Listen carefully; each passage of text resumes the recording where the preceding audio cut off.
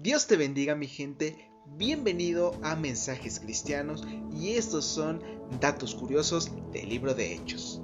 Como veíamos en el anterior capítulo, en el capítulo 3 del libro de Hechos, hablamos acerca de que en ese instante, en ese preciso capítulo, ocurre un gran milagro. Los apóstoles, a través del poder del Espíritu Santo, logran hacer que un cojo comience a caminar.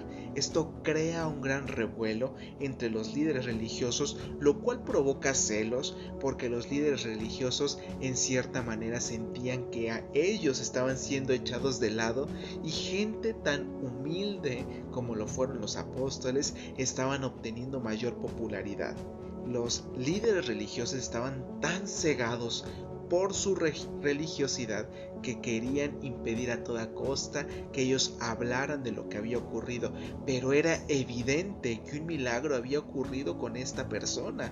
Era un gran milagro. ¿Por qué? Porque toda la gente a su alrededor conocían a este cojo y era increíble ver lo que entró al templo saltando de emoción porque por fin podía caminar.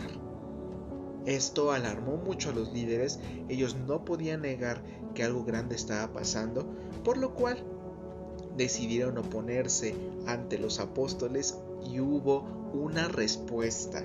De tres grupos muy significativos hubo una respuesta diferente por cada uno de los grupos. La primera respuesta que hubo por parte de los apóstoles, el primer grupo, fue que ellos defendieron inmediatamente el nombre de Jesús.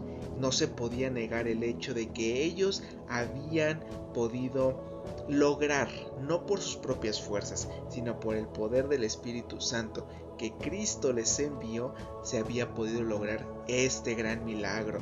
De hecho, cuando los discípulos fueron capturados, fueron arrestados y presentados ante el concilio para presentar una respuesta de lo que ellos habían hecho, los mismos religiosos se dieron cuenta que esas personas, a pesar de ser personas sencillas, habían estado con Jesús. Es decir, no podían negar los discípulos con quien ellos habían estado, y por lo cual era muy evidente el valor que tenía Pedro para defender la verdad, muy evidente el valor que tenían los discípulos para oponerse ante la religiosidad. Eso significaba que el Señor Jesucristo estaba haciendo la obra en cada uno de ellos. El Pedro que conocimos que negó en 3 ocasiones a Jesús, ahora era el gran Pedro que estaba defendiendo la fe del cristiano a toda costa. El segundo grupo que vemos que tiene una reacción ante este suceso es el concilio de los judíos. Se oponen totalmente al nombre de Cristo por rabia, por celos, por incredulidad, por no querer admitir que estaban en un error. Se ponen en contra del nombre de Jesucristo e incluso amedrentan a los discípulos pidiéndoles que no vuelvan a predicar en nombre de Jesús, porque si no peores consecuencias va a haber. A lo cual Pedro les responde: me es más válido, me es mejor hacer la voluntad de Dios el Padre que hacer lo que ustedes me dicen. Y por último, como tercer punto, menciona la reacción de un grupo muy grande que se está levantando en ese momento, que es la iglesia.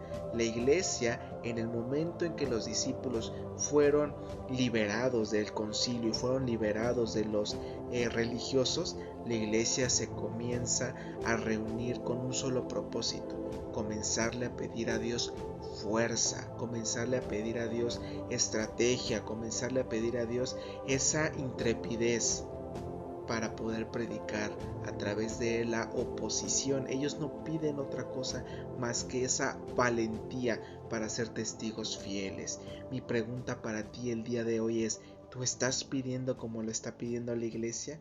¿Tú estás pidiendo el hecho de poder ser un testigo eficaz como lo fueron los apóstoles, como fue la iglesia misma? Porque déjame decirte que en ese momento en el que ellos pidieron por esta petición, hubo un gran mover del Espíritu y todos ellos fueron llenos de enorme valentía. ¿Para qué? Para testificar.